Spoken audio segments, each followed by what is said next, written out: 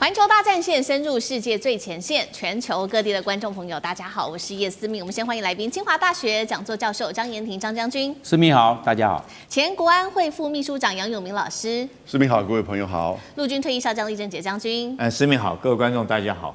好，观众朋友，今天持续来关心这一场中核之间的安氏大战，现在双方正式的撕破脸。我们要来看到安氏之乱，没有想到继续的全面升级。这一回张学正他被撤了执行长的职务已经确立，另外就是中国动用了国家之力，要针对荷兰展开复仇吗？用什么绝招呢？恐怕就是用稀土了，来卡住欧洲的喉咙。那么荷兰这一回会不会听命于美国？晶片报复战一触即发，今天我们都会一起的来做关注。三个火线话题，今天会请来宾帮我们做解答。第一个。中荷之间的安氏之乱再出现了反转，记得吗？才刚双方签下了协议，没有想到荷兰这一回又毁约反悔了。他说本来要让执行长复职的，现在要撤掉这样子的一个说法，并且呢继续的控制住来自于安氏的控制权。中国怒呛说你后果要自负。那么接着我们就会来关心，今天会来看中国如何借着国家之力来协助张学正展开这一场复仇战。第二点，美国也同样出手了。这时候美国出手，荷兰才态度放软。因为呢，我们来看到中国大陆用的这个关键招数，就是卡住欧洲国家的稀土，用的是慢慢的审查来卡住欧洲2000多件的稀土申请，拖到这些车厂都快要停产了。那么欧盟可紧张了，这时候就怒骂荷兰。那么可是呢，荷兰还是没有动作。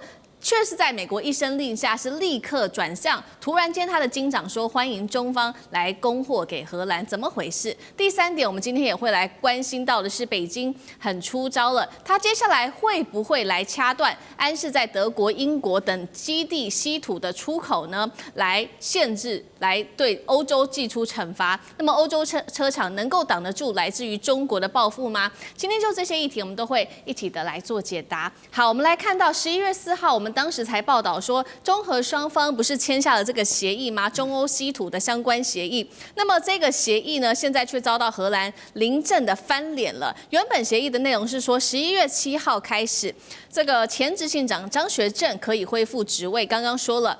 这个荷兰突然间翻脸了。最新消息，荷兰说了，张学正不能再担任执行长，还不止如此哦，他还说，依照10月7号当时的法庭裁定，不止他不可以担任执行长，而且还要暂停他担任董事的职务。另外，继续死扣安氏的控制权不放。北京震怒了，他说你这样做是伤害中企的权益，你这样做，我们接下来会展开报复，这个后果是要自负的。节目一开始要请教将军怎么看了荷兰这一步反悔，它是蓄意的还是临阵的反悔？中国接下来如何请国家之力来帮助张学正报复呢？以后其他的国家还敢和荷兰这个海盗国家做生意吗？将军怎么看？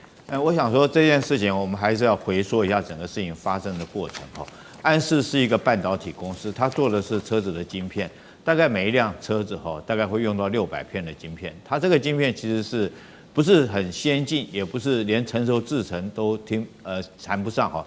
它甚至于这个荷兰称它是一个鸡饲料的一个晶片，就是它很便宜，大概每一片晶片原来的售价才25分美金而已哈。那最近是涨价了，涨了4倍到1块美金，那也是因为供货中断，所以你看它25分美金一片，事实上不是很贵的，可是它就是关键性的车辆必须要用的一个关键性的一个晶片哈。那荷兰的安氏原来做这个晶片，但是由于它经营的不好，所以造成亏损。在这样亏损状况之下，当然有需要外来的资金。这时候文泰文泰这个企业，就是中国的文泰企业，也就是张学正的这种企业公司，就把它陆续把它整个买下来。那这样的话，当然 CEO 应该就是由张学正来担任嘛，董事长，因为他本来就是我出了钱把这家公司买下来。但是这个荷兰完全就是抢夺方式，他借着一个什么理由呢？大家听一下，你觉得这个理由是合理可以去把人家企业抢下来吗？而且不是说是企业把它抢下来，是荷兰政府在荷兰政府协助之下把这个安泰抢下来。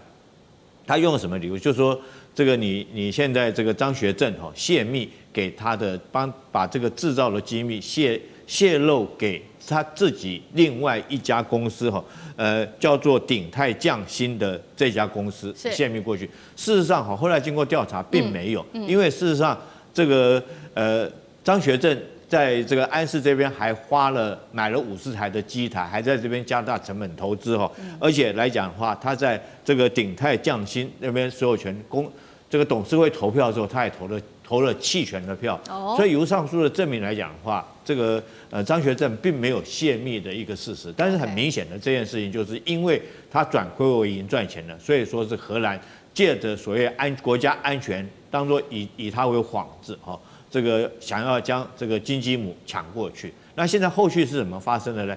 后续来讲的话，那当然中国是不可能接受这种事情。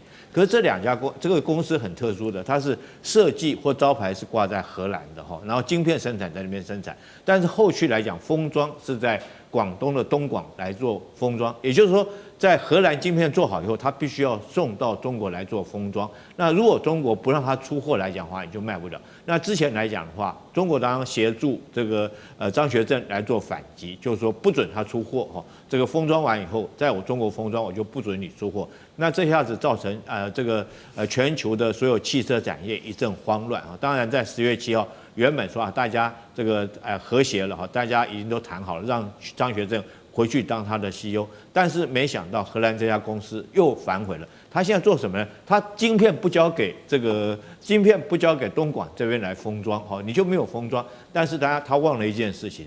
东莞这边封装厂里面，它有库存的晶片，它照样可以做封装，照样可以出货然后之后来讲的话，后续来讲，事实上它不是很这个精密的晶片，所以中国包括到中芯国际干嘛都可以制造这种晶片，那只是后续来交给安氏来采购。所以现在来讲，我觉得荷兰来讲的话，这把亏真的是吃大了。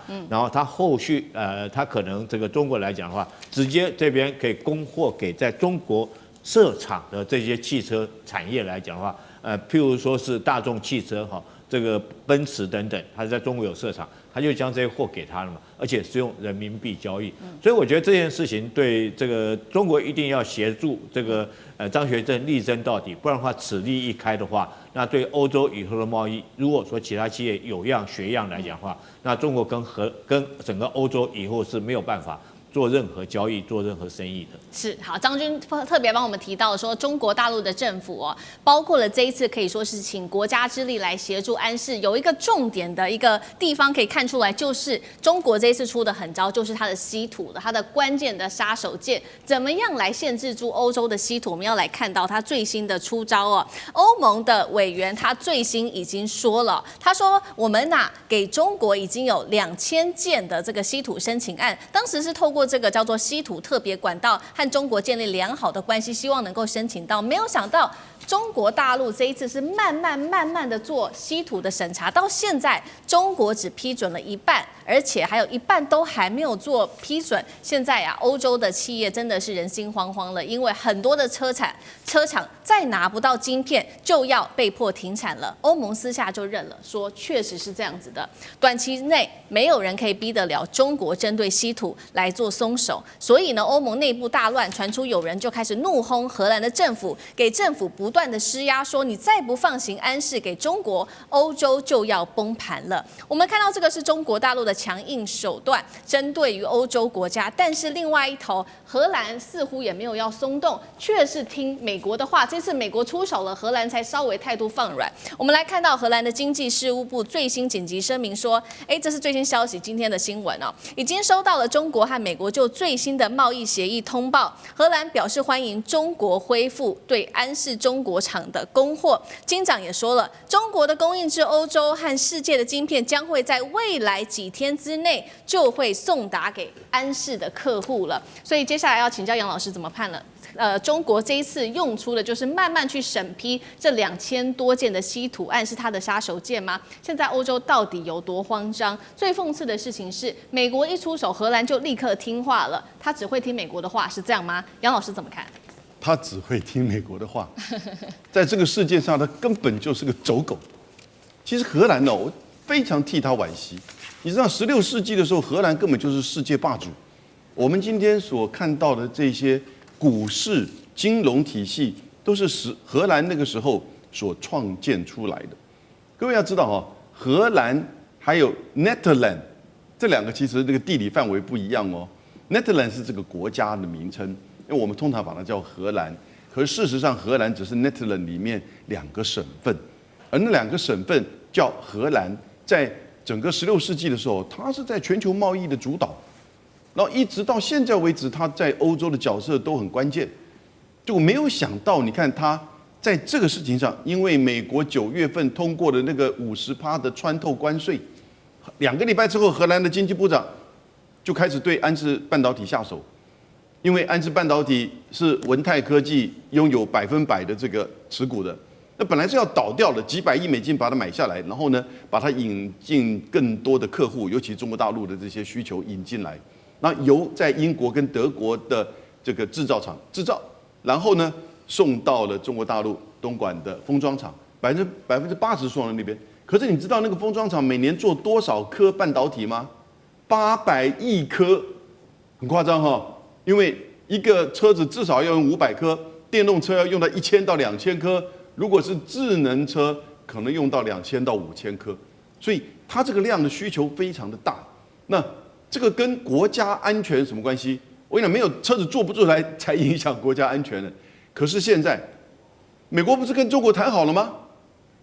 然后呢，荷兰还是就做这个动作，出尔反尔。我个人觉得，我还是希望中国大陆采取更强硬的手段，而且要搞清楚，第一个是美国，然后是荷兰政府，然后才是那个安氏半导体，安氏半导体里面有一些它的就是当地的这些雇员管理阶层的开始集体叛变，然后把这个所谓就是执行长的一些什么做的有没有的东西，但现在知道有些根本是假的，然后呢要把他赶走，让他们以及荷兰政府取得这个控制权，这不就海盗国家，这不就国有化？那你这个接下来你做出来的东西，你送到哪里去封装？我觉得中国第一个你要不要针对美国？你说你这个50%的穿透关税，你要告诉荷兰政府，否则我不跟你签，你稀土延后1年没有这回事，态度一定要硬起来。针对荷兰政府呢，也一定要采取反制的措施。针对安氏半导体，我觉得更简单，谁敢现在帮安氏半导体供货，我就断他的稀土来源。我们所有的中国的企业不准再接他的单，不准买他的产品。那你觉得他会不会怕到？会。不然我跟你讲这个是会野火燎原的。因为有几千家在中国在全世界拥有持股过半的这些公司怎么办呢？将来随时被人家抓起来，就当这个等于是来欺负你吗？中国大陆一定这方面要强起来。好，刚刚老师帮我们特别讲到了说这个稀土是杀手锏嘛，所以如果哪一个国家敢对中国反抗的话，那是不是就来断稀土？那首先就会看到说会不会断的先是几个国家，包括德国跟英国。原因是因为德国跟英国在安氏在这2个国家都设有制造的基地，北京可不可能从这几个国家先出招？等一下来请教张将军。另外我们来看到因为稀土断了，有一些后续的影响，我们稍微统整一下美欧日汽车产业的冲击。首先是德国的汽车零件供应商紧急的现在赶快跟中国做这个洽谈，施压荷兰。另外就是德国的汽车零件的巨头采埃孚也说了，正在和中方谈判，确保晶片供应的稳定。其他汽车包括了 B&W、宾士、福斯都已经暂停了，他们靠的就是库存来勉强的生产，包括了日系车厂Honda、本田部分的海外工厂被迫减产甚至停产。那么日产、尼桑、九州厂的这一些畅销车款已经确定了部分来做减产它的休旅车。其他包括了零组件的厂商来自于日本、欧洲跟南韩，也都使用安氏他们的晶片，全部都会受到波及。接下来北京可能先断了哪一些国家的稀土来处理这样子的问题呢？面对这样的问题，欧洲国家有没有可能持续向荷兰来做施压？张将军又怎么看？我认为这个是复合因素，这个复合因素会让荷兰来做政策调整。那我认为有3个。第一个，在10月30号的时候 ，APEC 在韩国釜山召开，这个川普跟习近平也在那边讲过，这个达成一个共识，这个贸易战呢要延缓1年，大家又降了这个双方的税率，不管大豆也好，这个芬太尼也好，对，还有是相关的税率都向下做修调。换句话说，贸易战是走上缓解的趋势了，不然大家不会彼此，中国大陆也把这个门打开了，美国也把门打开了，这很清楚了。那美国对荷兰的常备管辖的影响力也要下降，因为这个两个巨头都碰面了，也达成了局部的共识了，那相关的政策就要下面做一些相对的、相应的调整。我认为这第一个。第二个，我们来看哦，晶片它是有急迫性的。汽车，你不管传统的汽车，这个油电车或者是这个自驾的，都需要晶片，或多或少这样。尤其是我们知道这个仪表板也好，还有空调更需要晶片，因为现在越来越精密了。那到现在为止啊，他们找不到替代来源，所以安氏的这方面的晶片的供应，这个有它的急需。那你这样的话会造成他们的需求性的压力，他有需求，那中国大陆这就是他，那你有需求，我中国大陆是供应的，那我在这方面我就掌握了主动权。第三个，最后一个我们来看了，就是中国大陆啊，可以拿稀土做条件，那以稀土的松绑的需求来解决荷兰、意大利、法国、还有英国、还有荷兰这结果对稀土的需求，要不然稀土被抓住之后，不是汽车业，包括光伏，包括医疗的设备。包括医疗设备，也包括了电子产品，都会受影响哎。那这样的话是牵一发动全身。所以我认为，因为这三重的方面的条件，这个荷兰它会做调整，要不然会不是光影响荷兰，影响到其他周边的国家。好，谢谢张将军。那我们休息一下，马上回来。地缘政治、美中之争、战略价值、强权崛起、小国生存。现在与未来洞悉事件走向，掌握世界脉动，全球观点尽在环球大战线。好，接下来我们要持续来关心到的是，美国现在内部保费暴涨了6倍，被评为说是美国现在穷人都病不起，命都没了。尤其另外来看到，在就业市场方面，110万人被裁员，年轻人现在不断的对川普来做怒吼。我们来看到今天的火线话题3个，请来宾来帮我们做解答。保费现在暴涨，在美国内部达到了6倍，美国人连生病都病不起啊！平价医疗补贴现在喊停，结果川普说他要来持续削减补助，恐怕会有2200万人的保费都会翻倍，甚至好几倍的暴涨。中产阶级跟穷人这一次啊，受害最深。第二件事情，我们要来看到川普现在砍了药价，掀起的医疗震撼弹，包括了药厂高层吓晕哦。吓晕之后，我们来看到这些，接下来的是全民来做买单吗？因为药价从1350美元砍到了350美元，看似好像是帮民众省钱哦，但是掀起的是健保保费的崩盘。等一下我们都会一起的来做解读。另外今天也会来关心到了这个失业率，110万人的失业，年轻人找不到工作，非常的苦。华尔街日报现在也最新揭露说，70%美国人认为想要美国梦早就已经消失了。美国真的美国梦回不去了吗？不能做了吗？今天我们都会一起的来做解读。好，川普，我们今天要来关心到的是引爆了全美的医疗风暴。这个风暴从保费的补贴，一直到这个保费的暴涨，还有药价崩盘，都让中产阶级跟穷人现在陷入困境当中。尤其今天有一个重点消息，川普他已经正式的宣布了，针对2大巨头的药厂，包括了诺和诺德跟礼来的减肥神药，每月会从1000到1350美元的价格直接腰斩到剩下350美元，药价只剩1/3。药厂高层这位是高登，听到消息当场昏倒。来看一下现场画面。For nearly 150 years, my company, Eli Lilly, has been investing in America. We've been advancing science and creating high-value jobs. But today, Oh, are you okay? Gordon, you okay?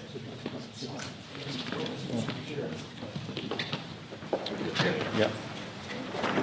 好，川普的这个政策不只是药厂的高层会昏倒，老百姓恐怕也要昏倒了。刚刚讲了整个健保体系啊，虽然药价好像看起来变低了，但是造成的是健保体系有崩盘的一个一个现象出现。尤其现在是平价医疗，它的这个补贴到期了，川普坚持要削减。今年呢，我们来看到全美保费啊，平均2200万人都会受到影响，翻倍暴涨。那么平均保费是大涨了114%哦。那么可以看到伊利诺州涨幅78%，某一些郡县涨幅甚至高达超过了450几耶。两个真实的案例，今天要带观众朋友来看到。第一个真实的案例就是有一对加州的夫妻，他们原本每月呢要付的是$350的保费，明年竟然变成了$2200多，换算新台币，每月得花7万多元新台币，只是光缴保费，他们惊呼真的是没办法住在美国住下去了，恐怕得放弃美国的健保，搬到其他医疗比较低的国家去居住。另外一件事情是，老人家可就更惨了。64岁的族群每月的医保费用是年轻人的3倍耶。那么我们就会看到说，如果你在加州64岁的老人没有补助的话，一年得要缴超过$1万的保费。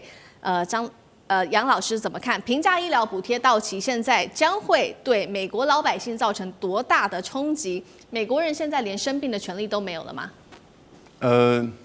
我以前在美国念书的时候啊，真的是经过了一次发高烧，在急诊里面，就是待了2个小时，打了一个大概就是这个盐水针，然后呢吃了2颗退烧药，回到家里面烧退了。结果接到了在账单之后，我发觉以后我真的不敢生病了，在美国，$500块。那但是因为有学校的保险。所以呢，我最后付了将近150块到200块之间。那这个是学生保险里面大概涵盖，那个时候我记得很清楚，这个是30年前呢，大概付了每年是300到400块美元之间。所以这一次你看到平价医疗保险呢，它就叫 Obamacare Affordable 这个 Act 哦，所以 Affordable Care Act。那 affordable 就是可以负担平价，它其实就是针对低收入户，还有部分的自雇一些营业商，哦，他没有办法去负担过高的这些美国各个不同的保险公司的那种大的 package 大的这个选项，所以呢，他就加入到这个里面，负担的是比较低。你看刚才你提的2个人的案子，他1个月大概是1万块台币。那可是现在变成7万块台币。对，在台湾如果是2个人的话，大概1个月付不到5000块。所以以美国而言，都算是我们的1倍。但你不要忘记哦，在台湾的全民健保是大部分都包含哦。可是它这个 Obamacare 是只有很少数，比如说牙医就没有，比如说很多的通通都没有补助的，那你住院根本没有。所以基本的看感冒而已。讲句实在话，而他要付1万，现在变成7万。为什么呢？共和党他是主张他是认为说这个平价医疗从7年前到现在已经造成严重的政府支出的膨胀，保费补助过于昂贵，医疗环境扭曲，补助推高了保险费用，而且干扰市场价格机制。换言之，也就是医疗机构跟药商就赚不够了啦。对。然后呢，政府要去补助。因为医疗机构，你知道美国的医疗的环境的那种医疗机构跟药商啊，跟医药的这些设备，然后还有整个这个机构，那是非常昂贵的。那所以你要知道，美国在大学毕业的时候才能去念4年，那个是很难考，而且这个学费非常贵，不管你什么公立私立的。他们进入之后，这整个环境给予他们非常多的这些资源。但是，一般的老百姓，就像我们台湾的这种全民健保是做不到，所以你现在像比较多的这个非洲裔或者拉丁美洲裔其实就在这个 Obamacare 里面受到照顾。但对共和党而言，第一个他们不是选民，第二个这个花了好多政府的钱，第三个让他们主要的金主就刚才倒下来的那个他才需要这个 Obamacare 倒下来那些药商跟就是医疗机构，他们赚不够，所以这是一个政治问题，这也是个等于是分配金权分配的问题。但是最倒霉的就是这些在低层的美国的低收入户。所以真的美国的低收入户现在碰到什么问题呢？就这个川普的大而美法案，再加上这次这个政府关门了，他就趁机就开始把它删减，食物券也没了，现在 Obamacare 也没了。我觉得其实他们真的在美国生活非常辛苦。是美国的老百姓现在越来越辛苦之外，刚刚看到这位昏倒的是诺和诺德的这个高层哦，许多的药厂在看到这个现象，他昏倒的事情出来之后，他们就痛批说，那接下来谁敢花很大的钱来研发药呢？因为之后可能会面临到美国政府突然间砍你的药价。张将军又怎么看？我认为这个重权式的高额保费啊，会真的压垮这些中产阶级。我们台湾这些全民健保，你要知道，大部分都是你自费的不多，你只要交了挂号费啊，然后拿一些都是政府在帮你补贴，你真正要交的钱没多少。你每次去结账的时候，哎呦，怎么这么一点点啊？对，他其实政府帮你补助2000块，你只交的不到200，都是政府帮你吃掉买的。美国不一样，美国你自付额还很高嘞。刚才杨教授有讲，是这个样。那我认为3个因素，第一个，美国的贫富差距还在扩大。美国50%的人哈，富有的50%哦，拿了美国97.5%，下面的50%只拿了美国所有的财产的2.5%，2.5%下面一半，怎么去撑啊？他们怎么活得下去呀？根本没有钱。美国是2极化越来越严重，有钱人越有钱，呼风唤雨，那个整个是黄金，穷的人怎么办？所以这个贫富差距啊，会压成他们中产阶级、白领阶级跟蓝领阶级都受影响。第二个，美国储蓄率低，储蓄低，你荷包就是比较薄，你这个忍受度就很差。我虽然穷，但是我储蓄很多，我有钱，我有存钱，我收入少没有关系，但我有存钱。美国现在存续率只有4.6%，在我们讲的2020年呐，它的储蓄率是32%哦，现在的储蓄率是4.6%而已。你这没有钱了嘛？月光族啊，你还要付健保啊，那么大的健保费。健保费完毕之后，你还有自付额，你怎么办？我认为储蓄率让他们的忍受度更差，储蓄率太低。第3个，我认为因为关税战的影响，美国现在有4000万人是领食物券，你看他领个食物券还多少钱去交保费？想一想，因为这些领食物券的，而且现在美国国债上个月破38兆，对，美国就没有钱去补助这些健保了嘛？那你是不是羊毛出在羊身上？政府能够补助的能力已经有限了，因为国债太重了，所以你经过这3个因素，储蓄率低加上贫富差距太大，所以我认为对中产阶级、蓝领阶级跟白领阶级都会受不了。好，刚刚我们看到的是中产阶级、白领、蓝领受到重挫。那另外一方面，包括在就业市场也受到了很严峻的挑战，尤其现在年轻人啊越来越辛苦了。我们要来看到这个是真实的数据，10月份美国的企业裁员人数现在正式统计出来，达到了15.3万人，月增幅竟然高达183%呐，年增幅175%，创下2003年以来最高的纪录。光是今年企业裁员人数已经超过了110万人，是疫情后竟然超过了这个疫情之后是最惨的一年。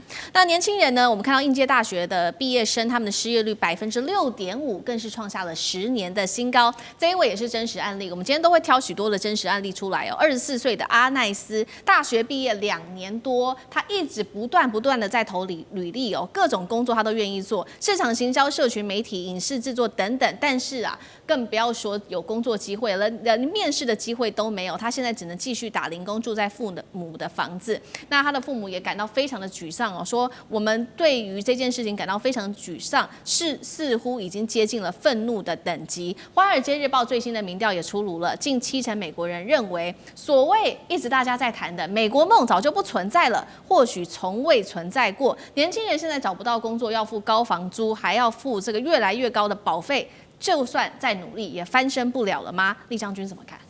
我想再讲一下哈，刚刚这个执行长昏倒的事情，大家会不会觉得奇怪？堂堂一个美国大总统，就去管减肥药，要减肥药降价哈？会不会你如果说以美国总统来讲，你应该大的政策嘛，你怎么管那个减肥药？对。那我觉得其实代表后面所代表的含义其实是很深的哈。这个你知道，人的肥胖往往会带来很多的这个所谓的疾病哈，包括心血管的疾病哈、新陈代谢的疾病紧接着而产生。大家还记不记得上次赫格塞斯他国防部长哈召集全球的美国将领回来谈的事情是什么？是叫美军要减肥。如果从这2件事情大家连在一起看，会觉得说是美国真的胖子很多。那如果说美国胖子很多的话，我觉得代表2个含义。第一个就是他们的健保负担会很重，为什么？因为人越胖的话，可能疾病这个后续来讲会有很多的这种身体代谢啊，或者引起的心血管疾病哈，代表美国。第二个来讲的话，代表美国生活不是很愉快啊。你知道，有时候肥胖在美国来讲，肥胖指数跟贫穷指数是成等比例的。因为越穷地方的人，他为了能够满足他的基本的这种热量来讲的话，他会去吃很多的垃圾食物啊。所以美国你去看，他披萨啦，或者是说汉堡啦，包括到这个川普本人都很喜欢吃汉堡。所以我觉得从这个事情来讲的话，代表美国自己除了说有失业问题外，美国人的健康也出了很大问题。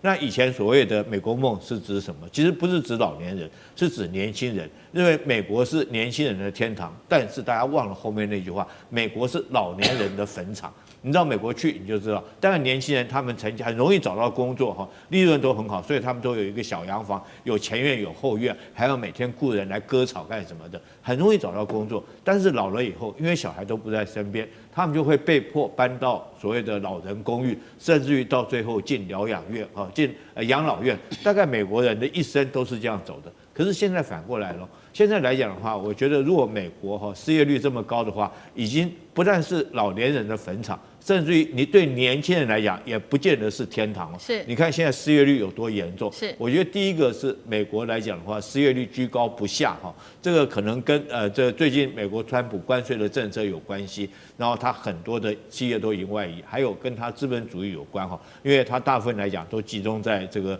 有钱的这个富者越富，贫者会越贫。那第三个当然是受到 AI 近期兴起的影响。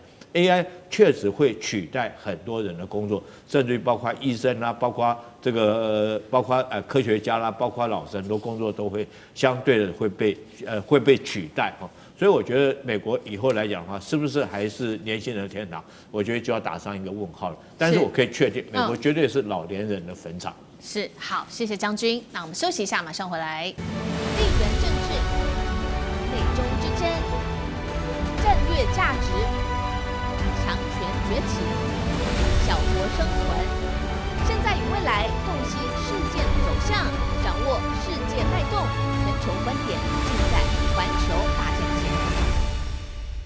好，这一节军事上的消息带观众朋友来特别解读一下，这个福建舰成军了。我们今天要来关心到的是习近平也低调现身在南海，那么双航母列阵对决美军，再加上无人舰，开启了亚洲的海上霸权战。今天我们都会就军事消息来一起做关心，这是来自于大陆央视与中国军工的官方账号，在同日一起释出了福建舰海试的画面，还有庆典的照片，包括了可以看到习近平本人当日在三亚听取了这个海南自贸港的报告，也亲自出席了他的成军典礼。那么另外一头可以看到福建舰跟山东舰同时都停泊在三亚的军港，并且在舰上都挂满了他们的旗帜来举行入列的仪式。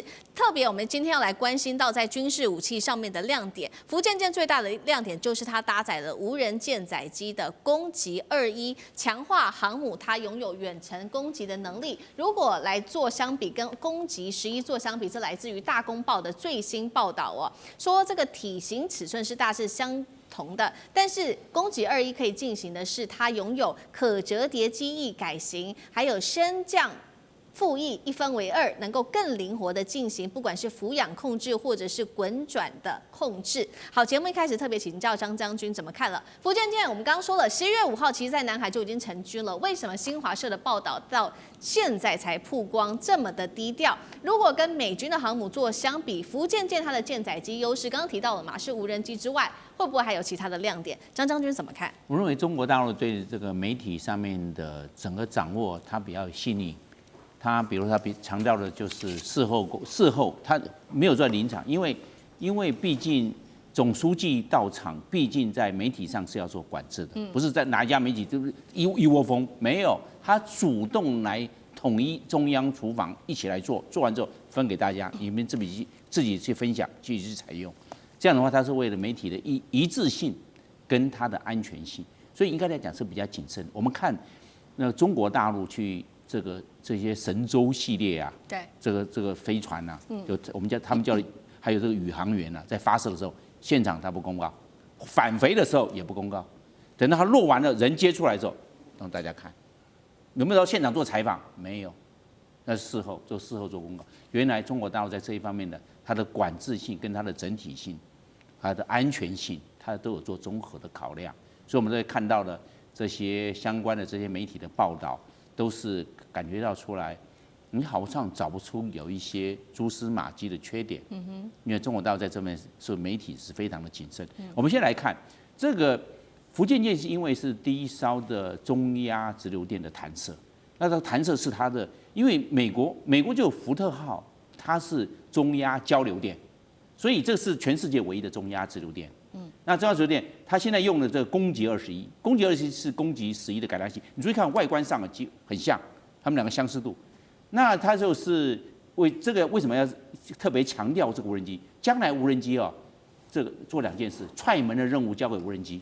为什么？无人机它就是出任务去的啊，没有风险啊，没有人的风险，只有飞机的风险，没有人的风险。踹门的任务，高危险的任务交给攻击21，就是这个样子。所以中国大陆以后出来之后，先去踹门，踹门完毕之后交给有人，你交给歼35也好，或者是歼15也好，看他今天的任务的需求来搭配。所以一定是为什么是一定无人机先出发，有人机在后面再出去。所以中国大陆以后的配套是这个样，为什么？节约人力，减少冒险。你这个是冒险，这个是有风险的，降低风险，让任务的成功率变高。所以以后这些，它将来的时候，这只是一个报道，将来会大量的在航母上用无人机。现在只是一个现在是这个一个我们讲到一个端倪刚开始，那将来会大量做使用，因为现在已经在做验证了，表示将来的作战序列上，它所占的比重是增加的，而且它是折叠。为什么要折叠？折叠放得多，它以后不折叠数量有限，折叠之后几乎可以增加50%的这种我们讲载机量，那这样子对它的打击还有它的总体的战力是实质上是增强的。好，福建舰这个消息最新消息正式成军，那包括刚刚讲的武器也都正式的一口气摆出来了。尤其我们今天要看到是刚刚提到的这个，不管是福建舰跟山东舰，他们同时一起现身在这个三亚港，也代表说南海会接下来是中国大陆很重视，也就是海军决战的一个主场。那所以我们就来看到接下来在中美在南海的对决，尤其又加入了其他国家的角色，菲律宾或者是这个日本、澳洲等等。我们先来看菲律宾跟中国，就在同一周菲律宾的海防队的发言人跟中国的退役少将，这位是刘晓波，他们在马尼拉南海对话正面的展开一个对呛。我们看到刘晓波怎么说？他说呢，菲律宾你长期以来跟美日澳军演1年多，已经有达到了500场形同对中国就是一个战略的围堵。那专家也特别指出了，现在呢美军持续的在南海这边加强它的部署，不管是画面上我们来看到几款武器这个是 USX-1挑战者号或者是海神无人机的舰队，未来他们预估会跟大陆的93阅兵现身的这款无人潜舰来做交锋。怎么看？面对美菲日澳的围堵，中国接下来有这个福建舰的成军，能够为它带来多大的一个底气？这是第一个问题。第二个，当美中无人舰队都一起投入在南海这个区块，这一场对决接下来谁比较占优势？厉将军怎么看？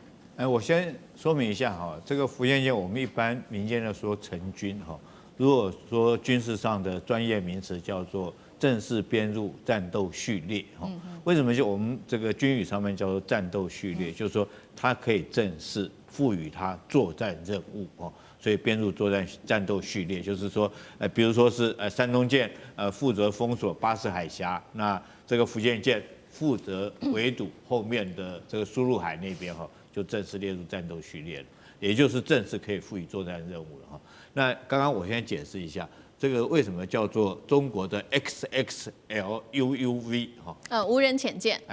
它不是这个93阅兵不是这一架，93这一架比93阅兵还大。它为什么取这个名字你知道吗？你知道我们通常穿衣服大号叫什么 L 号嘛？这个再更大号叫 XL 嘛，然后超大号叫什么 XXL。所以这真的我讲是真的不是开玩笑，这真的是这一艘无人潜舰让美军非常害怕。它大到什么程度？不是93阅兵那艘它这艘大到跟一艘有人潜舰这么大大概直径长度将近40公尺。然后这个直径周围的直径是跟一艘的正式潜舰正式这个有人的潜舰是一样大的直径，所以是非常大，所以他才把它编成，这是美军给它的编号，叫 XXL， 就代表它是非常大。那我们知道哈，南海来讲的话，一定是未来这个所谓地缘战略一个重要的一个博弈的一个要点。除了南海之外，除了这个台海之外，重点就是南海地区。那我们这次也看到，因应福建舰成军，美国尼米兹号一直在那边，虽然说摔了2架飞机掉到海里面去，但是他还是坚持不走。为什么坚持不走？就代表他在这边刷存在感哦，因为福建舰成军，他如果离开的话，那是不是整个美军来讲就很明显的示弱？整个南海美军居然没有1艘航空母舰在这边镇守，那解放军有2艘航空母舰在这个地方，对于美军还有菲律宾这些国家来讲的话，那心理打击是很大的。所以虽然说尼米兹已经很丢脸了，可是就算在丢脸，他好歹还要在这边来刷存在感战。是从这件事情，我们就可以看出来，中美在南海博弈孰强孰弱就看得出来。但是尼米兹你迟早总是要回去的，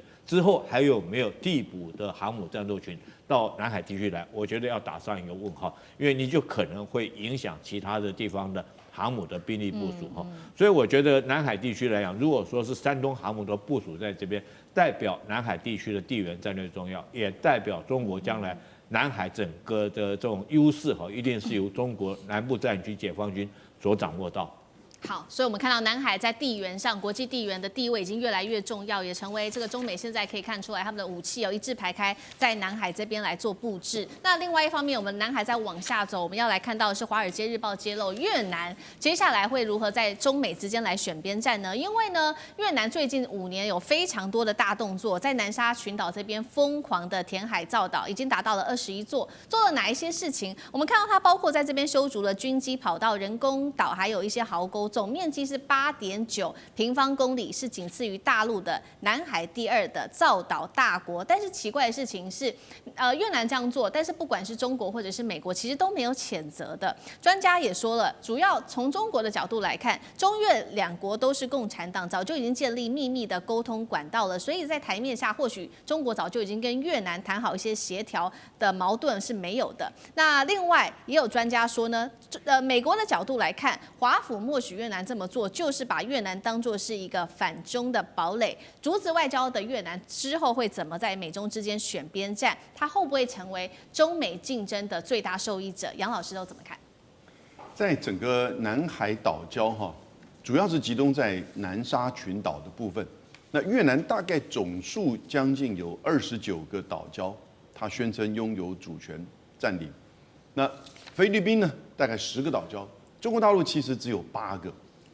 那台湾呢，有一个太平岛。我们过去70年代的时候还有另外一个中业岛，但是后来很奇特的因素，结果被菲律宾给拿去。菲律宾在这个中业岛上面也开拓跑道，也可以停降一些军事用的运输机。那越南呢，其实老早过去几年，很多的消息，大陆这边的报道以及东南亚的一些新闻的报道，也都显现出来，他们在很多的岛礁上也在做军事化的设施。只不过是美国跟国际媒体似乎好像都视而无见，都只看到中国大陆在这边少数大概7个在做这个填海造陆的一些军事化的设施。其实越南所做的，在面积而言，在整个总数而言呢，不会比中国大陆少。你看，他说在21个岛礁上面进行大规模的填海，做军事化的设施、机场跑道，而中国大陆其实加起来也只不过就是7个而已。因此，这样子的一个差别的待遇，是因为大陆这边所做的军事化的设施比较更为完整、这个先进，还是说美国对于越南如刚才世民所讲的，是有别的想法吗？希望他能够牵制中国大陆吗？第一点，我觉得大家了解在南海行为准则的一个原则之下，其实各自国家所占领的岛礁，虽然各方都不承认，宣称所有拥有主权，可是对对方所占领岛礁都不会去主动的挑衅。跟那菲律宾不一样的，你看他在黄岩岛跟仁爱礁。那第2点就是在整个这个填海造陆，其实一个很重要的因素，不只是说是为军事，它是为能源，也是为了巩固在这个岛屿的占领跟主权的行为上面。那这个能源，尤其是在西沙群岛延伸下来到了南沙的部分的时候呢，其实这里面中越两国大概都有这方面的这个考虑。那尤其是他们在最近的一些调查的之后呢，发现到南沙群岛拥有很多的这种所谓的水冰，也就是甲烷冰，那这些都是叫做液化天然气的一种。因此，我是觉得美国这一次透过 CSIS 这个等于是跟国防部关系密切的一个智库，同时也透过《华尔街日报》的报道它一方面可能是大概希望把越南逼出来，让你在议题上面可能跟中国大陆有所冲突；另外一方面，是不是也对他过去的所谓的自由航行的作为，在接下来你刚刚看到福建舰已经正式入列，而且它就是军港就在三亚。那当然，在整个南海跟西太平洋就变成3航母的情况之下，美国还愿意这么积极、频繁的在南海中国的诸岛去做所谓的自由航行的这种挑衅吗？他是不是也在准备一种下车的行为？我们就要看接下来他的这个动作了。好，谢谢杨老师。那我们休息一下，马上回来。地缘政治、美中之争、战略价值、强权崛起。小国生存，现在与未来洞悉事件走向，掌握世界脉动，全球观点尽在环球大战线。接下来我们要特别关心到的是缅甸的诈骗，现在扫黑竟然变成了人口拍卖。等一下来关心的是诈骗工人一个人可以卖到7万美元。另外呢，本来以为说诈骗集团就集中在东南亚这边作乱而已，没有想到现在这个最大的帮凶竟然是直指在矽谷的办公室这些豪宅里面，包括了Meta 跟新链都有在帮忙，甚至获取许多的获利是来自于这一些诈骗集团另外，我们今天也会关心的是柬埔寨太子集团现在横扫亚洲，它的势力已经越来越庞大，已经治不住了。今天都会一起的来做关心。好，我们上次聊到了这个缅甸军方不是突袭 KK 园区吗？结果数千人就逃到了不同的地方去四散，但是呢，这些人很多当中并没有因此获救。最新消息，他们被这些武装势力再利用。军方的这一些地方的军阀看准了机会，把这些失业的诈骗工一人卖7万美元，换算新台币大约是216万新台币。我们可以看到诈骗园区真的是春风吹又生。另外一头，我们现在看到，除了缅甸军方下手之外，美国、英国、台湾3国也联合一起打击的是这个柬埔寨的诈骗集团太子集团。刚刚讲了嘛，不止诈骗集团落在东南亚国家，包括在矽谷的豪华办公室里面。我们要来看到来自于路透社的最新消息揭露说 ，Meta 没有想到他也是帮凶吗？因为2024年他的收入大约10%。高达了160亿美元，竟然是来自于帮诈骗集团的活动刊登广告。如果用每日来做计算的话，等于他每一天帮诈骗集团出的广告高达了150亿则，这么多人看到了这一些诈骗广告那么 Meta 至少3年都没有能够有效阻止诈骗广告的泛滥，被指他们就是诈骗生态圈最大的帮凶。于是呢，我们要来看到现在美国的政府也开始把这个针对这些科技业做整治马斯克的 SpaceX 也被卷入了诈骗风暴里面，所以美国7月份他们就对 SpaceX 展开了一个调查行动，并且要求来这个执行长来做说明，说新店设备到底是如何流入诈骗园区里面的，甚至他们计划要传唤执行长马斯克来出庭做解释。另外，缅甸军方的突袭当中也查获了30套的星链卫星设备，黑市交易额竟然是高达了数十亿美元。好，节目一开始特别请教厉将军怎么看了？西方说要高喊的打诈行动，结果看起来金主怎么好像是自己，包括了科技巨头 Meta 或者是 SpaceX，Meta 是真的不知情吗？还是他们在也赚取获利呢？厉将军怎么看？我们看一下光这个150亿则的这个诈骗广告要付多少钱？那这些钱是谁付的？当然是诈骗集团付的。问题是诈骗集团这些钱从哪里来？就是骗来的嘛。那后续来讲，有多少的受害者的血汗钱被这些诈骗集团所骗去？那你如果说是 Meta， 它可以替他登了150则的每一天每天就150亿则的广告。那试问一下，这是多大一笔丰厚的利润？对。那我认为说是以 Meta 这种科技公司来讲的话，难道你完全说是你不知情？我是绝对不相信的。由于现在来讲，很多 AI 技术可以比对嘛哈，比如说如果说是你在这个脸书上面发布一则比较不堪的，或者是说有违反伦理的、有违反这个人道的这个讯息来讲的话，他立刻就把你停权了。这个我们都很清楚的一件事情，甚至于跟政治有关的，他也可以停权。那你怎么可能一天150亿则你完全不知道？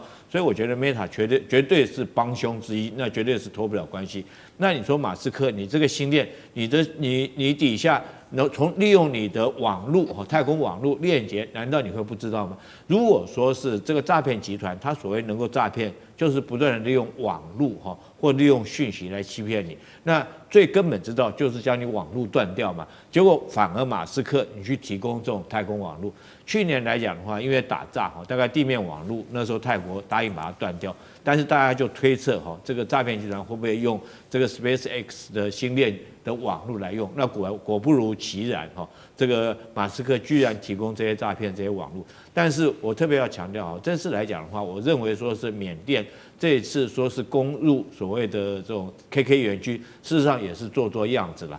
因为攻入KK 园区的是谁，你知道吗？就是索奇都，他们边防司令。那他的老婆就是这个诈骗园区的这种总经理 CEO。你说是真的还假的？我觉得只是做样子给世人看。所以如果说真的要彻底打仗，我觉得要从源头开始。第一个就是你网络一定要彻底给它断掉。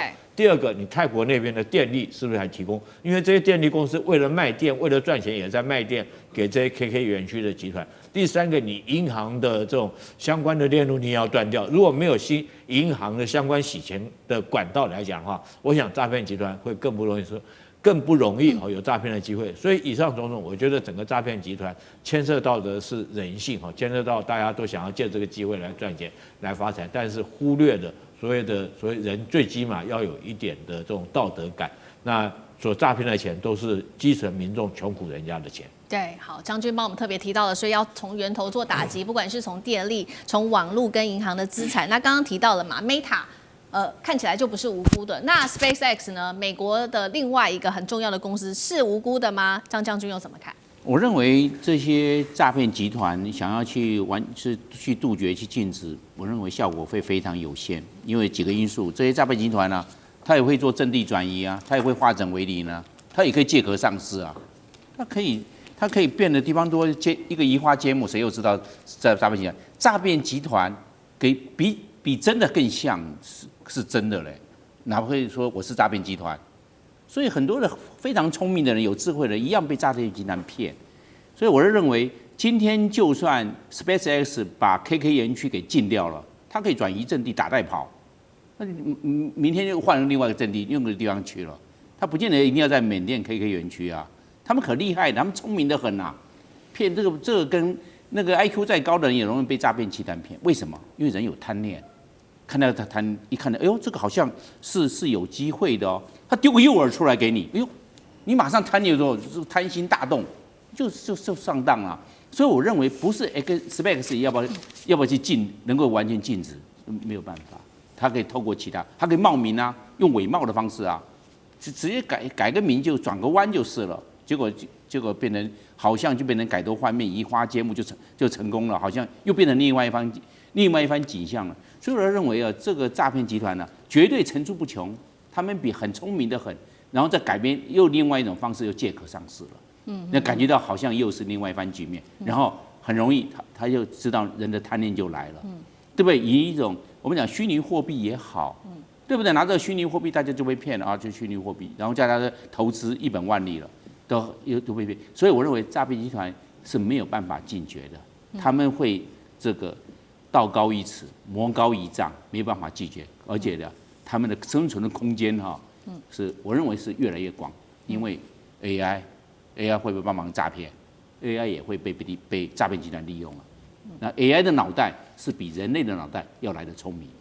好，那另外一方面，我们也来看到那诈骗帝国的建立，一开始其实都是有人建立起来的，他是太子集团的创办人。我们看到这个37岁的陈志哦，目前在逃，而且呢都还没有被捕哦。那到底捕不捕得到，这也是一个问题。太子集团带观众朋友稍微了解一下，这个37岁陈志还非常年轻哦，但是当初是以柬埔寨经营诈骗中心为基础，已经在30多个国家经营了数十家的公司，看起来好像是发展房地产跟金融，但是暗中早就已经发展成亚洲最大跨国犯罪组织。台湾、香港都有利用房地产来洗钱，最近更在韩国以假名金斯曼集团洗钱金额达到1.5亿美元，好像没有人治得了他。杨老师怎么看？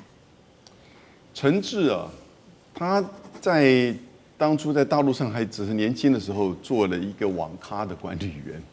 24岁了，跟他哥哥就到了柬埔寨，就开始脑筋转很快，就加入到整个诈骗的事业。那当然，他这个非常的聪明，也就是说，他透过诈骗，然后呢，同时也在做房地产、金融跟消费产业，同时也跟政治上维持一定的关系，而且捐了很多钱。那中国大陆呢，也做类似的这些活动。那在国际上，他甚至不只是在大陆获得2021年的第10届中国财经峰会的企业社会责任典范奖，在2021年也获得了就是整个柬埔寨的房地产大奖的最佳奖，在2021年也获得了亚洲企业社会责任奖，在2022年他还获得了国际的史蒂夫商业大赛的评选，连续2年获得年度企业家。你这些摆出来，在所有的投资或者是相关的这个产业上，有谁会去质疑它？